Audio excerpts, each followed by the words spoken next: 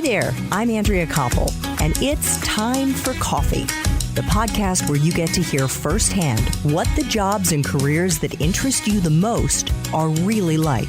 Hey there, Java junkies. Welcome back to another episode of T for C. If you're interested in learning more about speech writing, specifically in the context of foreign policy, then this is the episode for you. Because my next guest has spent over a decade working in the field of foreign policy, including serving as a speechwriter for former U.S. Secretary of State John Kerry, where he was the lead author of more than 300 of Secretary Kerry's speeches, traveling with the Secretary to more than 60 countries.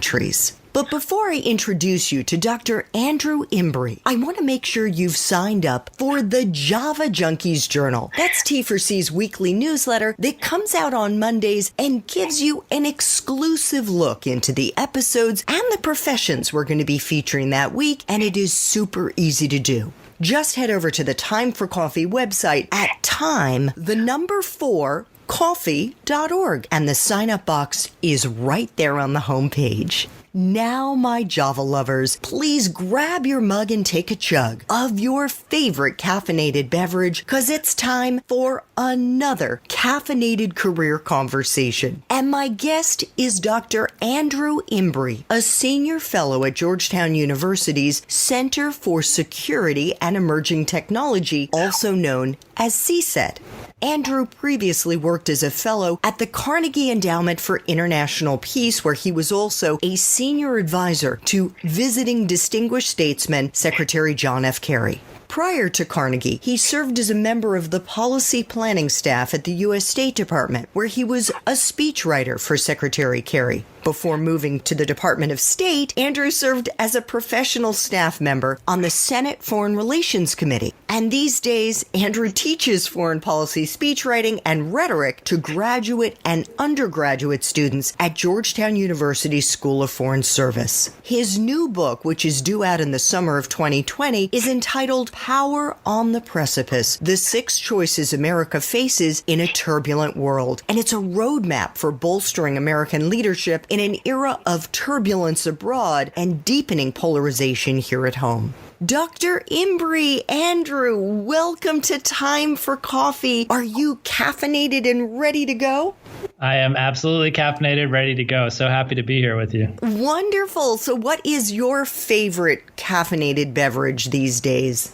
I actually have a very special one. One of my very good friends has a coffee farm in Nicaragua, and Gold Mountain Coffee is his brand, and he is kind enough to share it with my wife and me. And so most days, that's what I'm drinking. It's a wonderful, wonderful coffee, sort of has a lot of flavor to it, a lot of richness. Oh, aren't you lucky?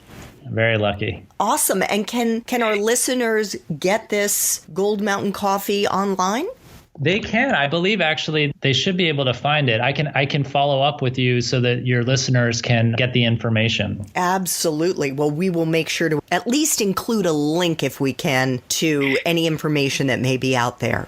That would be great. So before we talk about what you did as a speechwriter, Andrew, I thought it would be nice for us to spend a couple of minutes getting at least a peek inside what you're doing now at Georgetown University's Center for Security and Emerging Technologies, which is a brand new center. It's known as CSET, that was established in January of 2019, and it's focused on studying the security impacts of emerging technologies of artificial intelligence. And it's also supporting academic work in security and technology studies and delivering nonpartisan analysis to the policy community. You are a senior fellow there. Can you give us an example of the kind of national security matters that's intersecting with AI right now?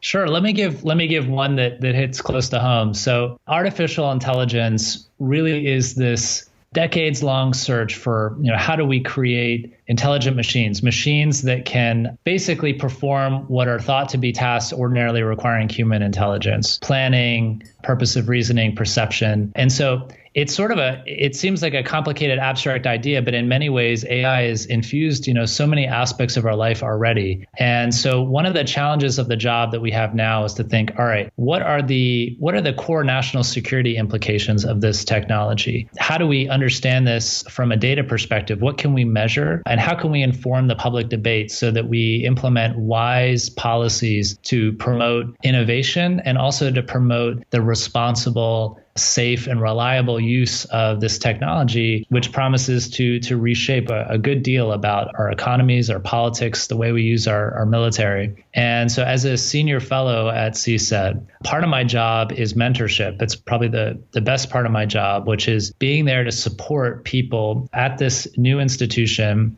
who are from all sorts of different backgrounds, but bring a tremendous amount of experience from computer science to the law to sort of very technical issues like computer hardware. And so I'm there to support them, to connect them with policymakers, to work with them on research, and also to learn a lot from them about what they bring to the table. And then I do some of my own research. And one of the great things about CSET is that we have sort of these teams are really the unit of analysis there. And so when you have an idea and you want to go explore it because policymakers are really wrestling with it and you want to have a contribution, you build a team there. And one of the issues I've been looking at is how can America work with its allies and partners in AI to promote and ensure democratic values? There's such a big debate now about how to forge a democratic way of AI. And so we've been looking at how alliances, which is really a comparative advantage for America, can be used to that end. And so I've really worked a lot with the team there from all different perspectives about how to answer this question. And that's sort of a third piece of my job and life there is outreach, is communication to policymakers in and out of government, but especially to the State Department, which is my sort of former institution. And right now,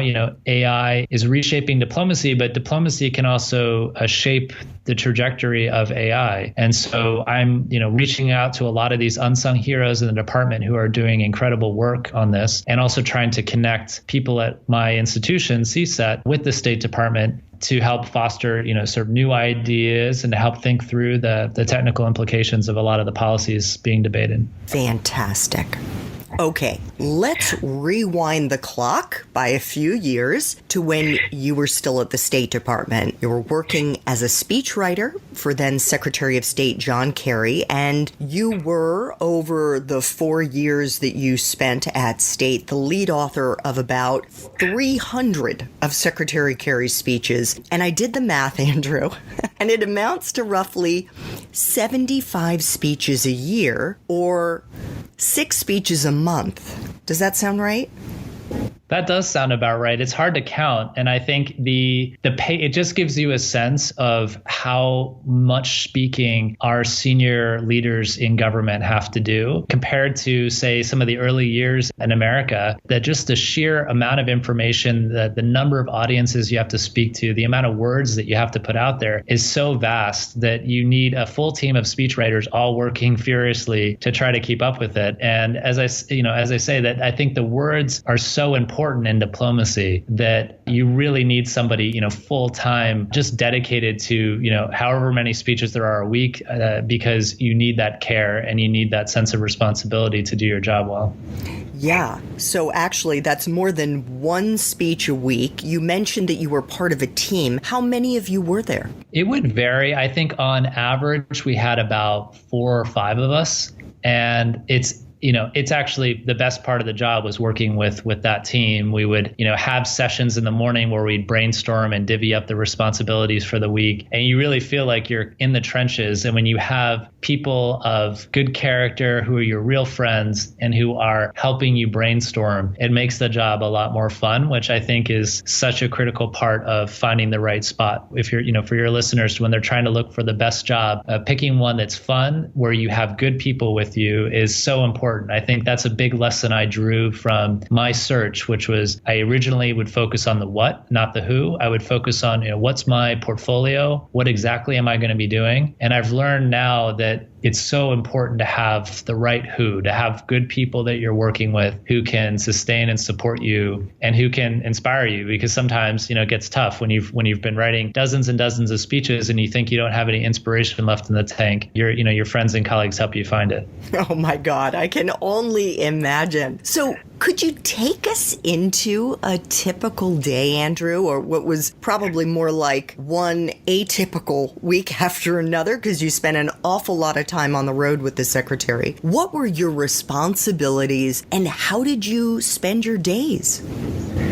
I love that question because you're right. There isn't really a typical day for a speechwriter in government. I think part of it was that we had the very special opportunity to travel overseas and represent the country with the secretary. And when you do that, you're going to the airport sometimes at very early hours in the morning, and then you are basically working to have your colleagues all the speeches that you need ready, so that when the secretary is giving 10, 20 speeches on the road, you have it organized and ready to go. You're often staying up till all hours of the night with very little food, trying to churn out one speech after another. And you're usually hopping between countries on a trip. If you're gone for a week, you're often part of it, a team that's basically trying to sustain high energy for at least 10 plus days. I think one trip we were in 4 countries in one day. And so it was a remarkable experience, but one that I'm never going to forget.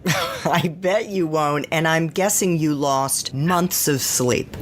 I probably lost some weight. I think that's something my mom worried about, but I also really gained in sort of the experience and the opportunity to see your words have an impact on the front lines of diplomacy on some of these really seminal moments. I mean, from everything from contested elections in Afghanistan in 2014 to the reopening of our embassy in Cuba. There's so many of these big moments, and to have a small part in sort of shaping the message and the story that's being told is really special, and it does help sustain you through those long nights and late hours. Although often when you're done with the trip, you sort of come back and either you want to just sleep or you want to eat as much as possible. But it's the best experience I've ever had. Oh my gosh. Could you share with us a moment, maybe a favorite moment that you have from a time that you had written a speech and then were in the audience getting to watch Secretary Kerry deliver it, and then, of course, see the reaction of a crowd in another country listening to the Secretary's words?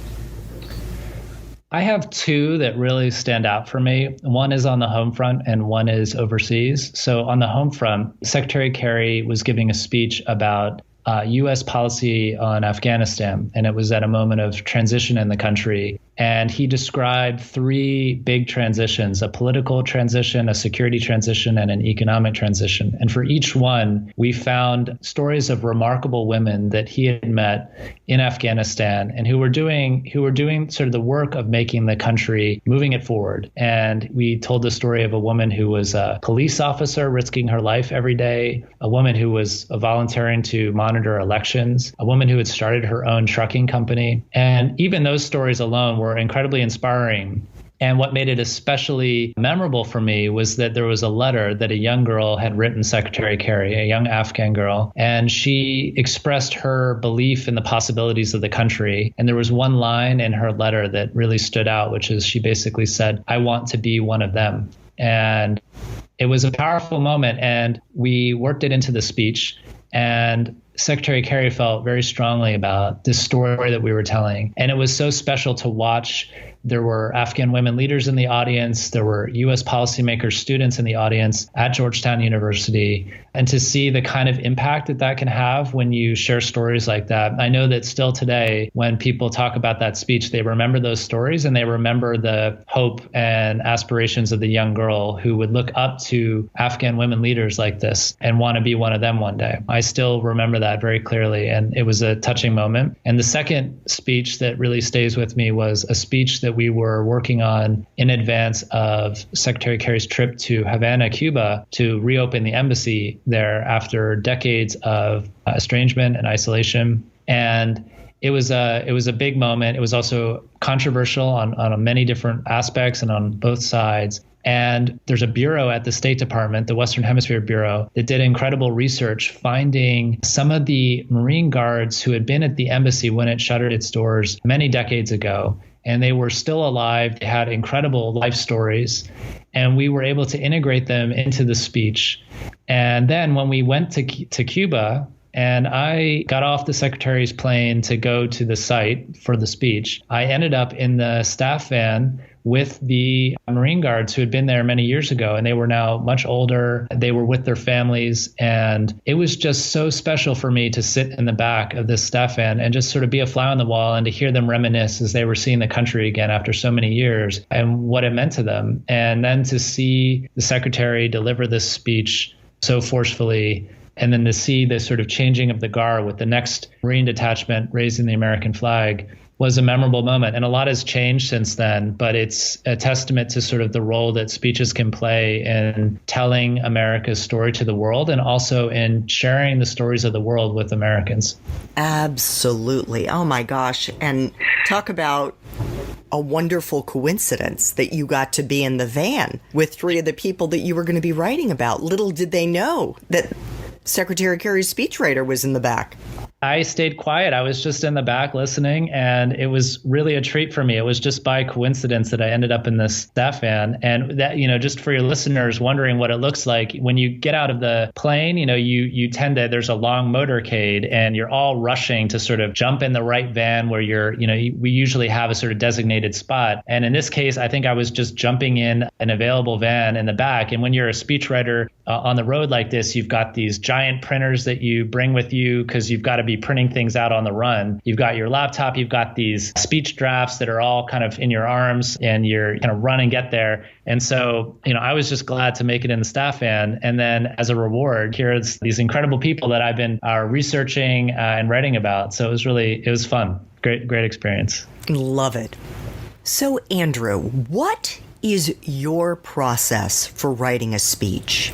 How do you like to begin, and what are the various steps that you take to get to that final draft?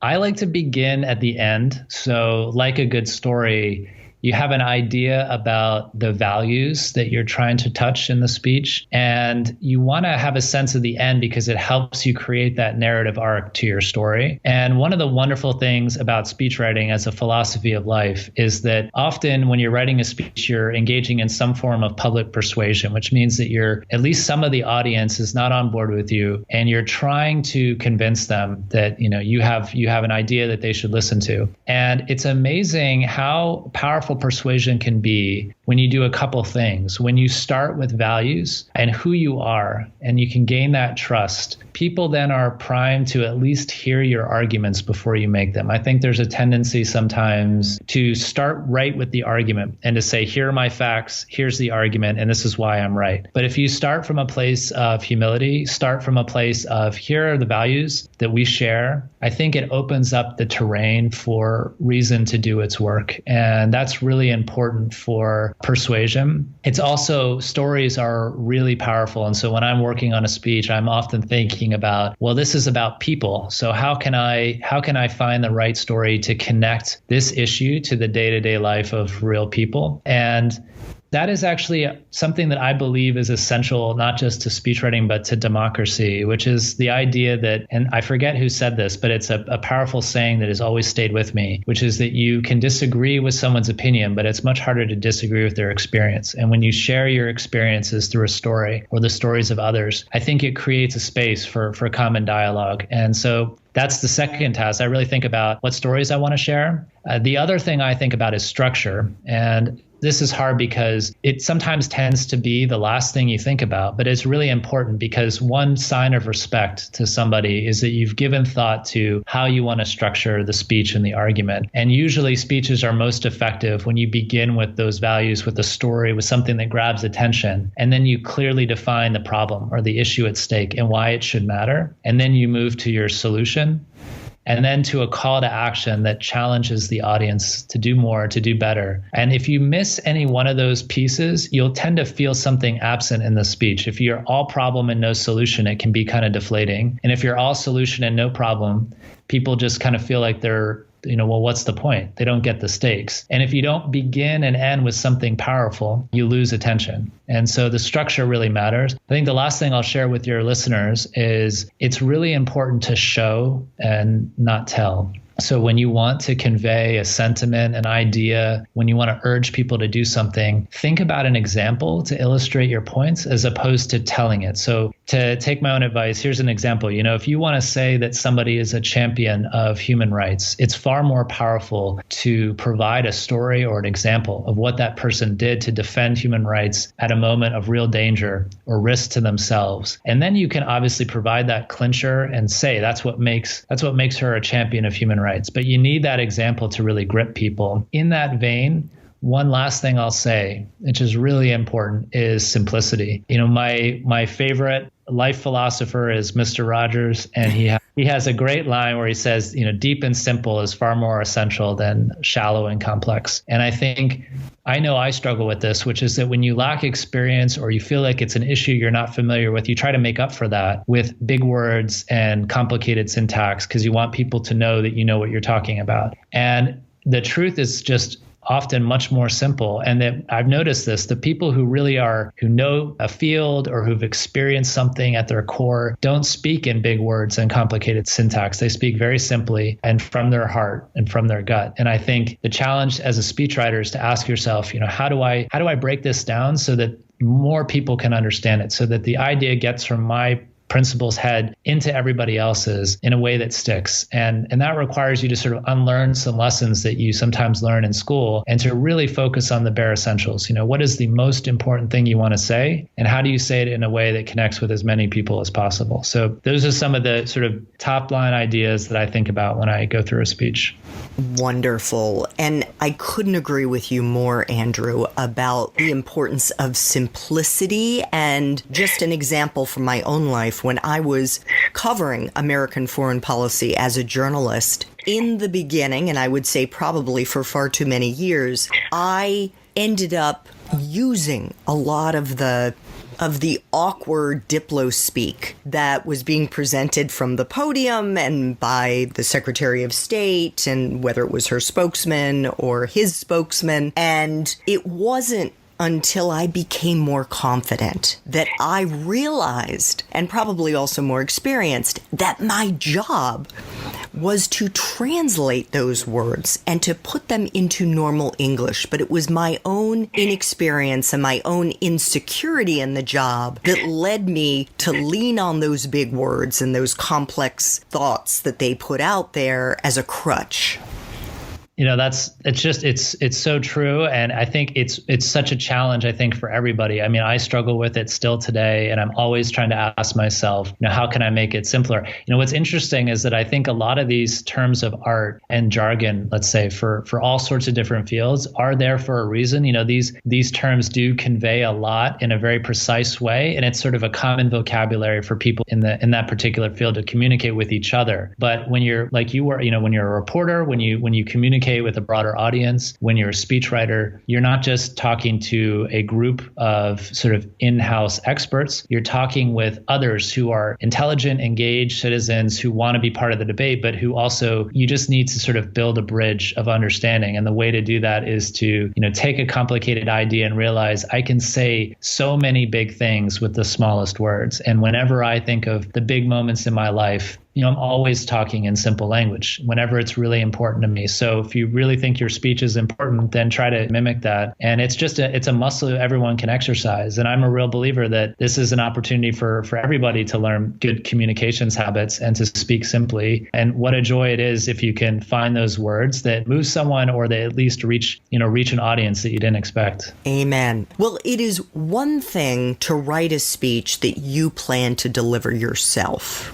because we all know, or at least hopefully we've found our own voice. But you wrote speeches for Secretary of State John Kerry. And you began writing speeches for Secretary Kerry while he was still Senator Kerry, serving as chairman of the Senate Foreign Relations Committee. How did you go about capturing his voice, Andrew? And what advice would you have for aspiring speechwriters as to how they should go about finding that sweet spot?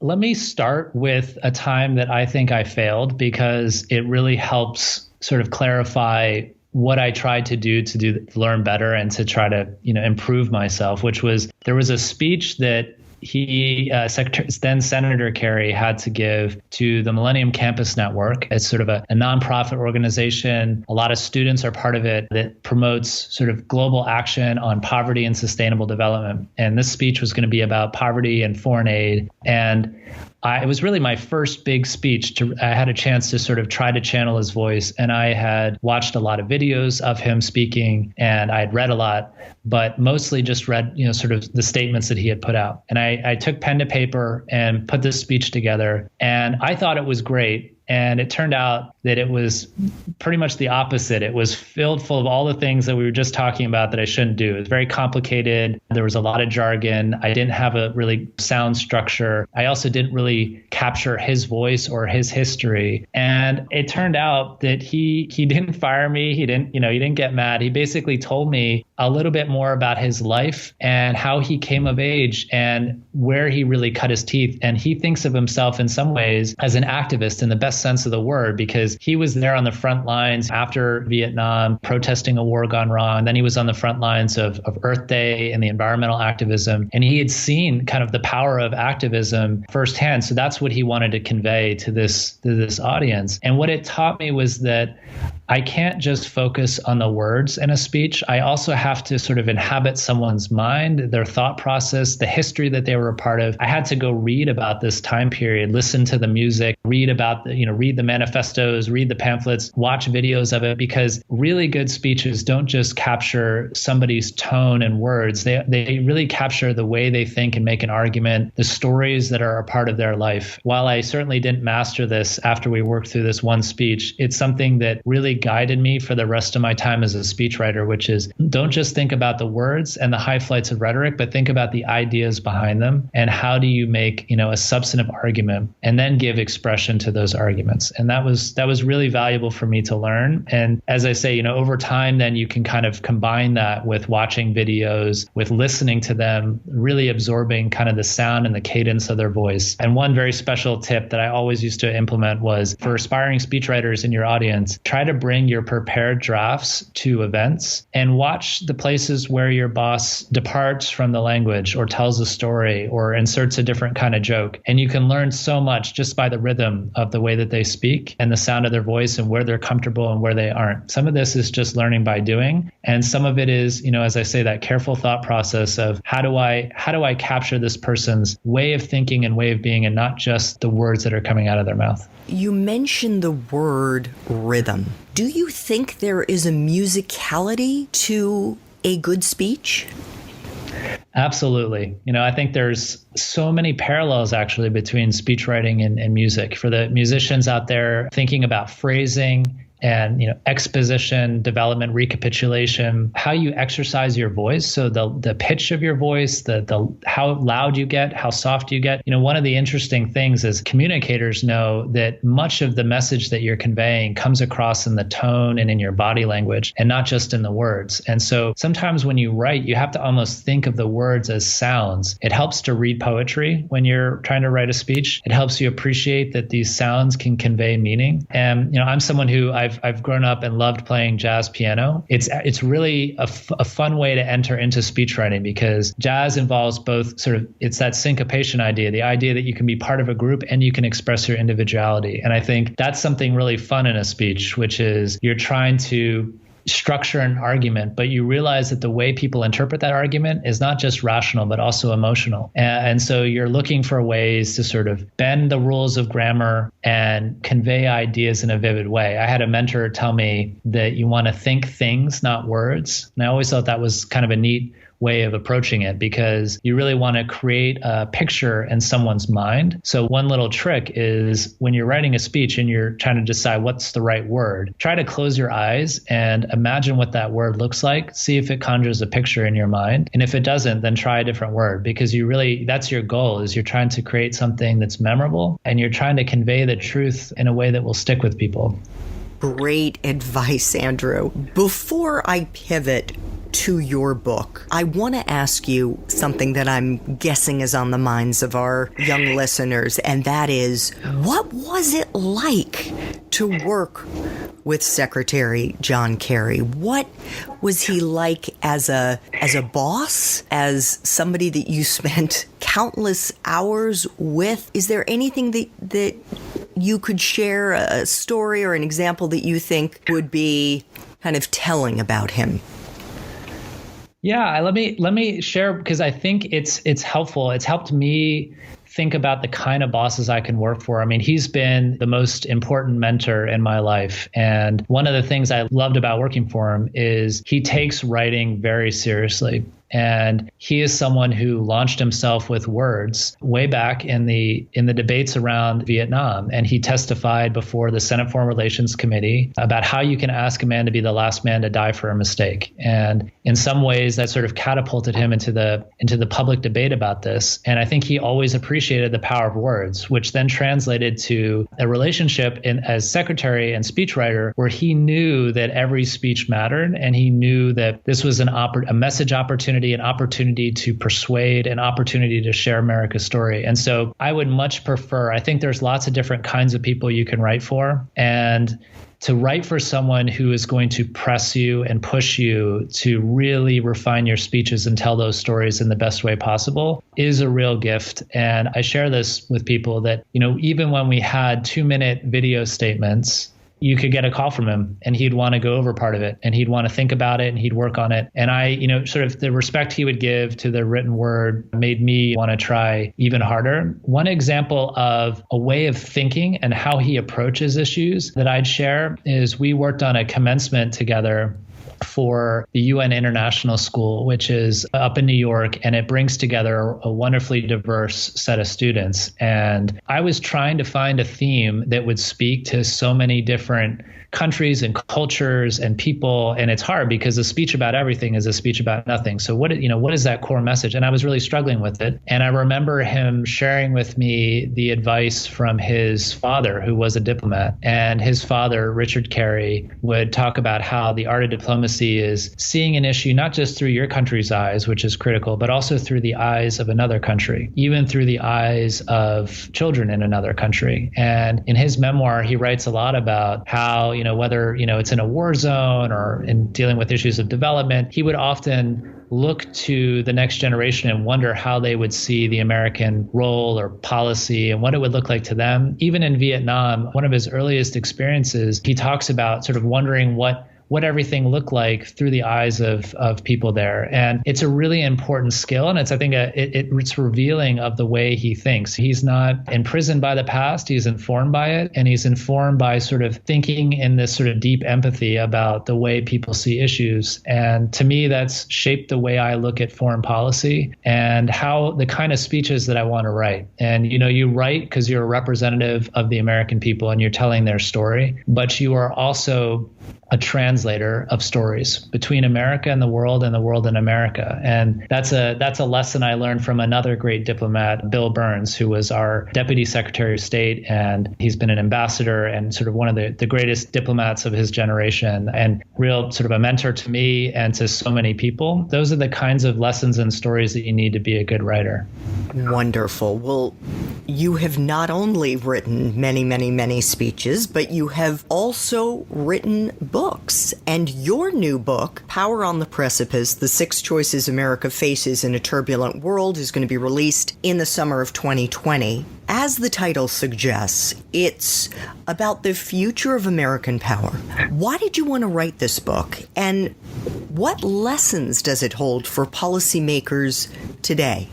I've been thinking about this book for a long time. In some ways, it's the product of my life because if you go back in the Cold War, we sort of had this big bipolar competition with the Soviet Union. And I think it was a messier world sometimes than we give it credit for, but there was also a simplicity, kind of a set of rules, sometimes tacit, about the way diplomacy worked.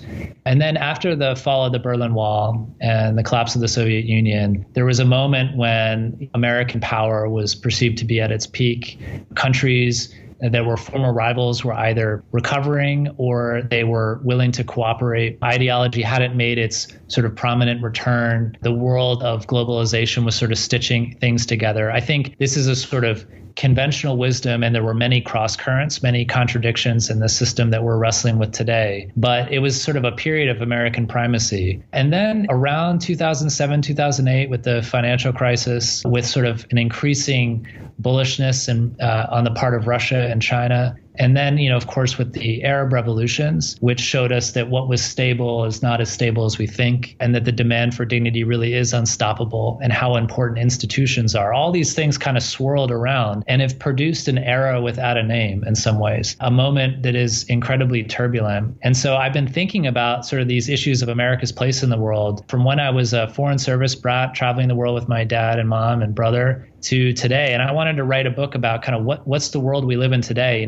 What is that era without a name? How do we describe it? We're a country with so much potential, but we're also incredibly polarized. We're divided and distracted. And in some ways, the ground is shifting beneath our feet in the world. And I'm a believer that American leadership is really important. And I'm optimistic. I wrote this book out of a love for the country and what it can be, and also mindful that a lot of the things that we face involve some very difficult choices, sacrifices, and it's going to require us to lead with a lot of foresight, but also still, despite all the turbulence, confidence in our purpose. So this is my attempt, sort of my small contribution of what are those big choices.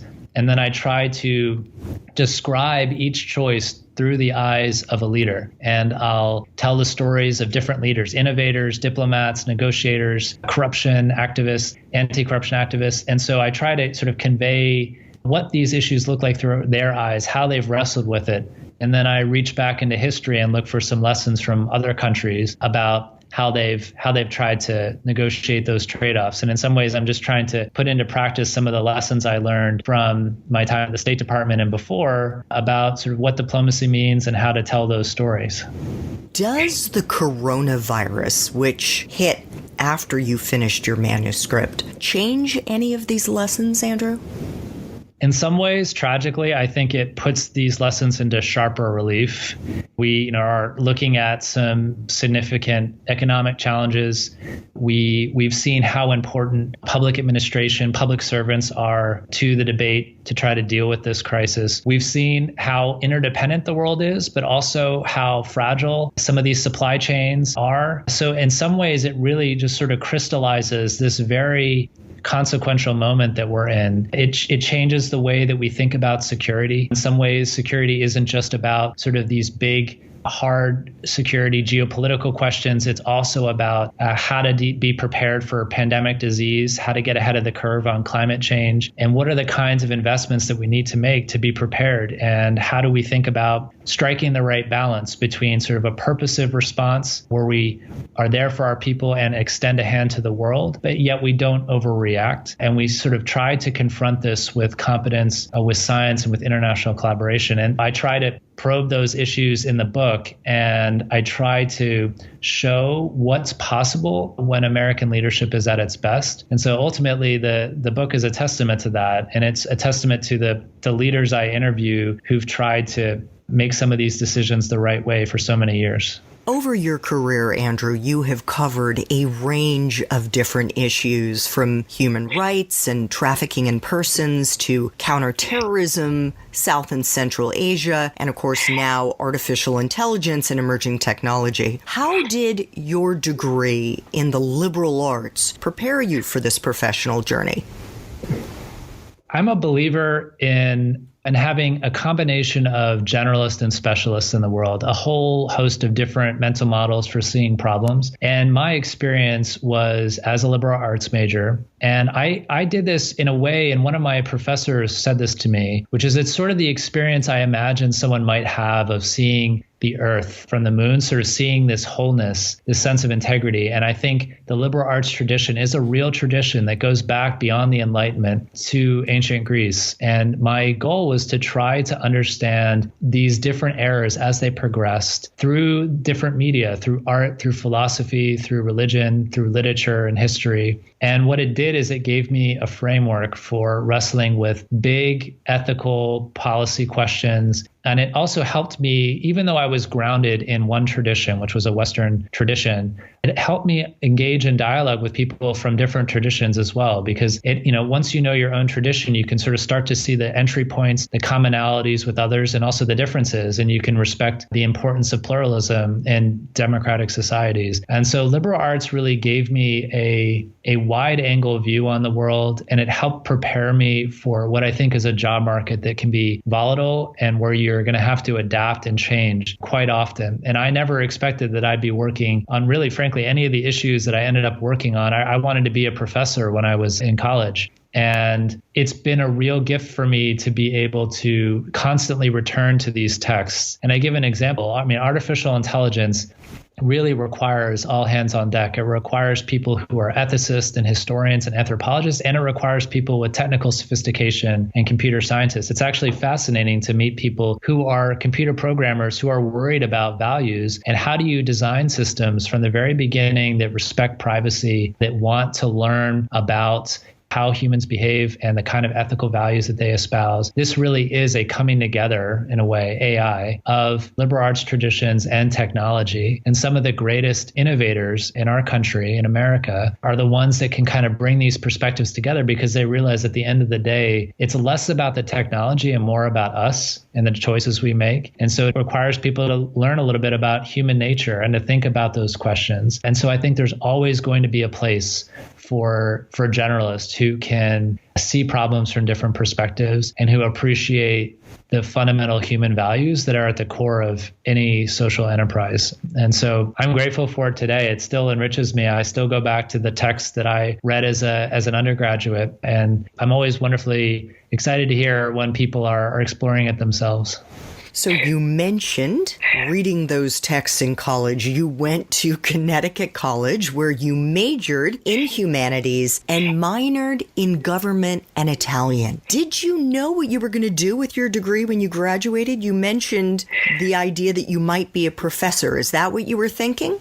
I did. I really wanted to teach. I think that really struck me as sort of a very meaningful contribution that I could make to society. I remembered how much it helped me when a teacher would take me seriously, make me feel valued, give me a sense of the possibilities, even about myself, even when I couldn't see them. And really conveyed not just a passion for the subject matter, but a connection between the subject matter and our day-to-day life. And I wanted to try to do that for other people. And so the art of teaching for me was so appealing. And I felt that the humanities, in a way, I was saying earlier, they do speak to current problems, and it's a very marketable degree. But it's also a degree about sort of yourself, shaping who you are and your character for life. And I couldn't imagine anything more fulfilling than trying to be part of that conversation for other people as they're going on their own journeys. So I wanted to teach, and I took a bit of a turn. I ended up at a job at NATO, which is the North Atlantic Treaty Organization. It's a military alliance that goes back to the Cold War, but has had this remarkable history of adaptation. And it kind of introduced me